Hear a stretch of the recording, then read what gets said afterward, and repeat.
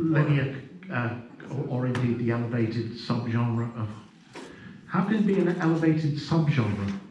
Well, If it's a subgenre, how can it be elevated? Sorry. I think the lift you call that. I'm sorry.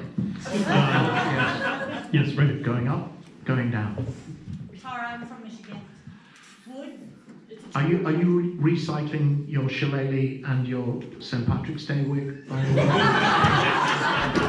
Yes, I am. Good. There's nothing wrong with that. I meant to ask you earlier on when you were at my table. Yes. Go ahead. Would you ever consider doing Pinhead again, if you were asked? And what's with the Skinwalker Rancher? Okay. Well, I'll take. Okay. Well. Well, I've never said that I was done with the part. Okay. Is the first thing. But I have to be realistic.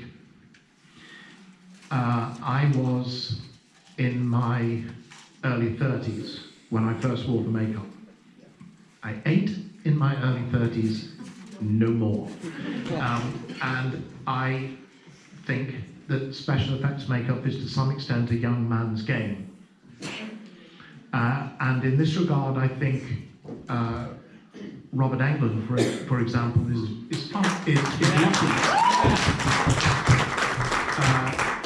He's brilliant, but he also has two things working in his favour wearing the makeup as he got older.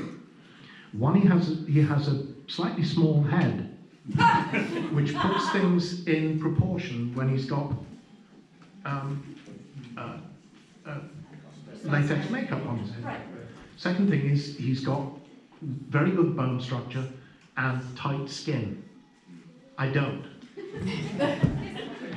And time and gravity do what time and gravity do. There's no getting around that. So, there was a conversation I had with Clive at one of the several points when Hellraiser remake was beginning to rear its sometimes attractive, sometimes rather unattractive head.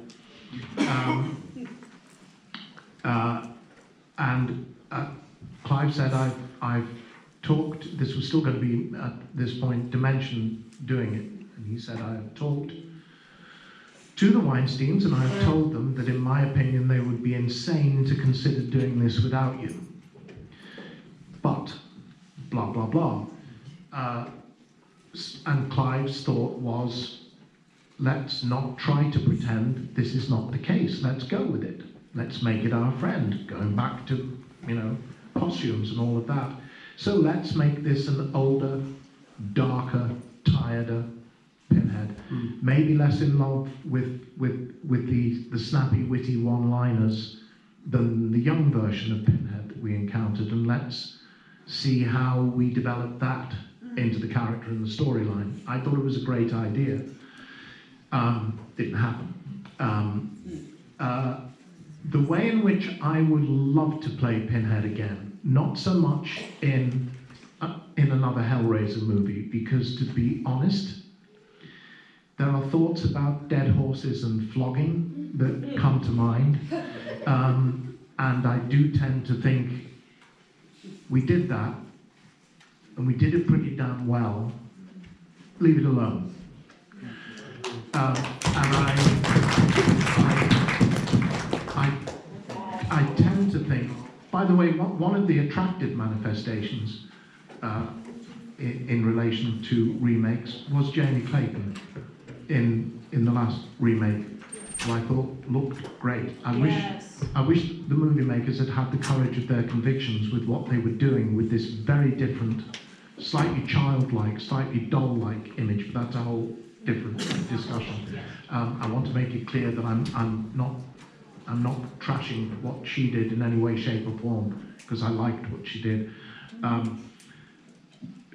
For me, if it were to happen one more time, and if I could wave a magic wand and make this happen, it would be to have a nice big budget to do the Scarlet Gospels.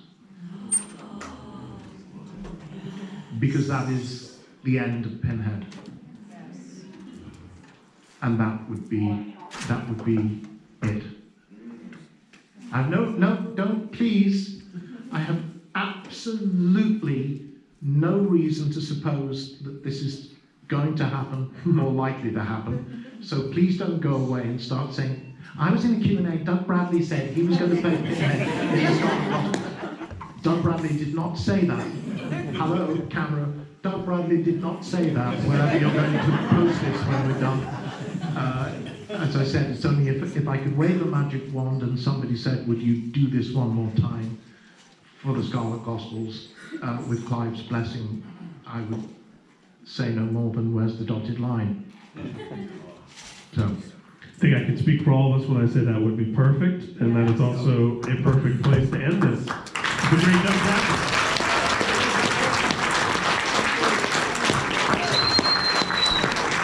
I'll see you all at the panel tomorrow.